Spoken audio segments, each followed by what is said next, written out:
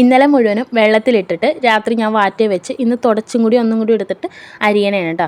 അവരൊക്കെ പോയി ഞാനിത്തും കൂടിയാണ് കേട്ടോ മാങ്ങ അരിയാനിരിക്കുന്നത്. പുളി ഉണ്ട് കേട്ടോ നല്ലോണം. എന്നിട്ട് ഒരു കൂസലില്ലാണ്ട് നല്ലോണം ഇരുന്ന് കഴിച്ചുകൊണ്ടിരിക്കണേ. ഞാൻ എന്നിട്ട് സ്ഥലം മാറ്റി, വേറെ ഒന്നും കൊണ്ടല്ല, അവിടെ ഇരുന്നിട്ടേ പാത്രത്തിൽ നിന്ന് എടുത്തുകൊണ്ട് പോകണം. പിന്നെ ഞാൻ അടുക്കളയിൽ വന്ന് നിന്ന് അരിഞ്ഞ്. അപ്പോൾ അതേ പിന്നെ മോളിൽ കയറി ഇരിക്കണം, അമ്മനെ സഹായിക്കണമെന്നും പറഞ്ഞേ രണ്ടാക്കി മാറ്റിയിട്ട് അതിനകത്ത് ഉപ്പിട്ട് തിരുമ്മി വെച്ചിട്ടാ.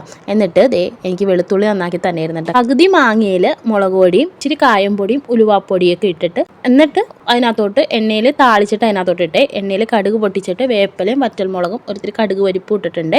കടുക് പൊട്ടിച്ചിട്ടാണ് കേട്ടോ. എന്നിട്ട് പിന്നെ കടുക് പരിപ്പും കൂടി ഇട്ടിട്ടുണ്ട്. എന്നിട്ട് അത് അതിനകത്തോട്ട് ഇട്ട് മിക്സ് ചെയ്തെടുക്കുന്നത്. അത് ഒരു ടൈപ്പിൽ അച്ചാർ. ഇന്നത്തെ സെക്ഷൻ മാങ്ങയിലോട്ട് വെളുത്തുള്ളി വട്ടം അരിഞ്ഞതും പച്ചമുളകും വേപ്പിലയും ഇത്തിരി മുളക് പൊടി കായം പൊടി ഉലുവാപ്പൊടി പിന്നെ കടുക് പരിപ്പ് ഇത്രേ ഉള്ളൂ കേട്ടോ. ആ മാങ്ങ അച്ചാർ എടുക്കുമ്പോൾ പച്ച വെളിച്ചെണ്ണ ഒഴിച്ചിട്ട് വേണോട്ട് എടുക്കാൻ. ഈ രണ്ട് അച്ചാർ ഞാൻ ഫ്രിഡ്ജിലാണ് സൂക്ഷിക്കുന്നത്, പുറത്ത് അങ്ങനെ വെക്കാറില്ല. എൻ്റെ ഫ്രണ്ട് ശില്പ എന്ന് പറയുന്നത് ഗർഭിണിയായിട്ടിരിക്കണേ. അപ്പോൾ അവൾക്ക് മാങ്ങച്ചാർ ഇടണമെന്ന് ഭയങ്കര ആഗ്രഹം എന്നോട് പറഞ്ഞു. ഞാൻ പറഞ്ഞു ഞാൻ ഉണ്ടാക്കി തരാം. അവളുടെ ഹസ്ബൻഡ് ഇപ്പോൾ ജോലി കഴിഞ്ഞ് പോണ വഴി വീട്ടിൽ വരാമെന്ന് പറഞ്ഞിട്ടുണ്ട്. അപ്പോൾ ഇത് അവൾക്ക് ഞാൻ കൊടുക്കുവേ.